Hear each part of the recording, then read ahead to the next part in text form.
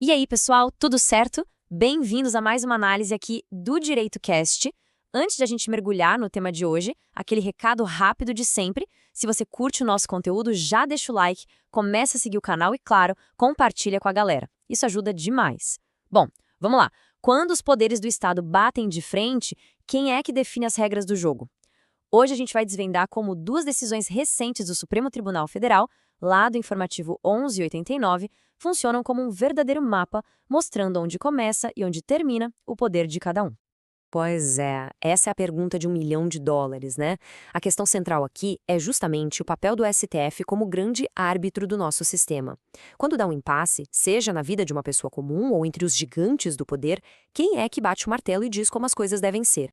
Para a gente entender isso direitinho, nosso roteiro hoje está bem simples. Primeiro, vamos pegar o contexto geral do STF definindo esses limites. Depois, a gente mergulha em dois casos bem práticos e diferentes um do outro. Um sobre cotas em concursos públicos e outro sobre uma disputa de poder com o Senado. E no final, a gente amarra tudo para ver por que essas decisões são tão cruciais para a estabilidade de todo o sistema.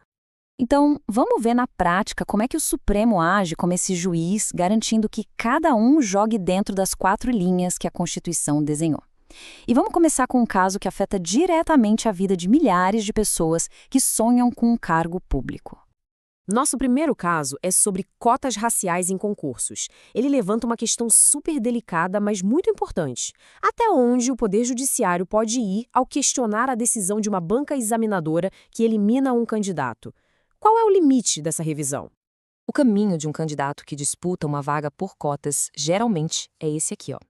Tudo começa com a autodeclaração, que é a base de tudo. O problema, o ponto de conflito, geralmente aparece na etapa de análise, quando a comissão de heteroidentificação entende de um jeito diferente do candidato e acaba desclassificando ele. E é aí, nesse momento de frustração, que o judiciário é chamado para entrar em campo. E aqui, gente, tá o pulo do gato, o ponto que a decisão do STF deixou tudo às claras.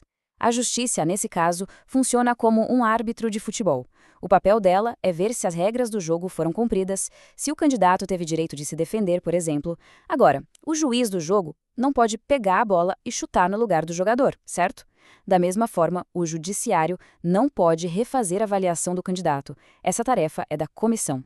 E essa primeira tese do STF resume isso perfeitamente. Ela deixa claro que a porta da justiça está aberta sim, mas para verificar se o processo foi justo, se o candidato pôde se defender, apresentar seus argumentos, enfim, é um controle da legalidade do ato, não do mérito.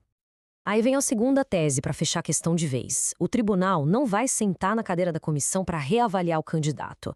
A discussão sobre se os critérios usados foram bons ou ruins, ou sobre os motivos da exclusão, isso é uma análise de fatos que depende das regras do edital, e isso, segundo o STF, está fora da competência do juiz.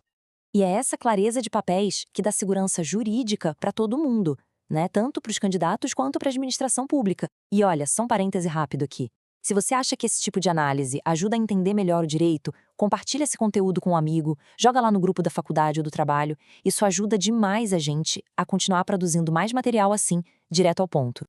Beleza, agora vamos mudar completamente de escala.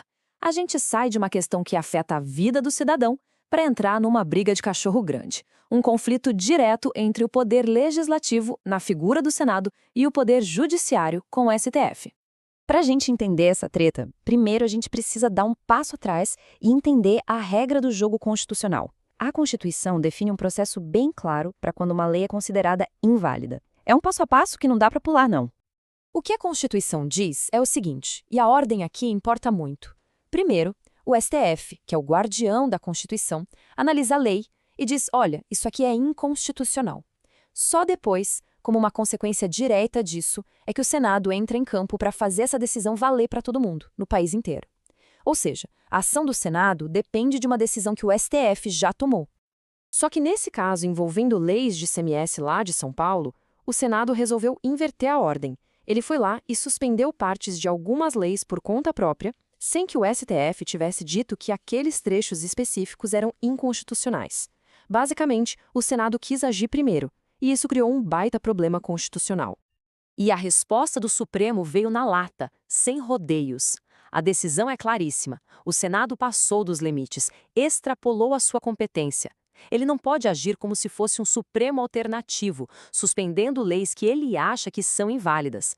A função dele nesse processo é outra, é dar efeito geral a uma decisão que já foi tomada pelo STF e não tomar a decisão ele mesmo. Então, peraí. A gente falou de um candidato de concurso e de uma briga entre Senado e STF. O que uma coisa tem a ver com a outra? Bom, os dois casos têm um tema central poderoso em comum: os limites do poder. Vamos conectar os pontos agora para entender o impacto disso tudo. A grande lição dos dois casos é essa aqui. Cada poder tem a sua própria pista. No caso das cotas, o judiciário não pode invadir a pista da administração para julgar o mérito. No caso do ICMS, o legislativo não pode agir antes do judiciário. O STF, então, age como aquele fiscal de prova, sabe? Garantindo que ninguém saia da sua faixa e que o equilíbrio seja mantido. Então, o ponto crucial é que essas decisões não são só teoria, não é só papo de advogado. Elas reforçam a estabilidade e a previsibilidade do nosso sistema. Elas garantem que as regras do jogo sejam claras e valham para todo mundo, desde o cidadão prestando um concurso até o Senado Federal. E, para a gente fechar, eu queria deixar uma provocação final para a gente pensar.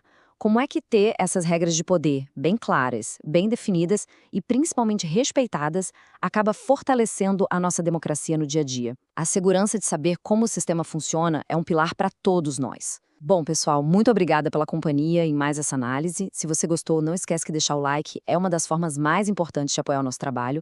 E para mais conteúdo, tanto em vídeo quanto em áudio, segue a gente lá no Spotify. É só procurar por Direito Cash. E para quem prefere assistir, a gente também está no YouTube e no TikTok. É só buscar por Direito Cash. Um abraço e até a próxima.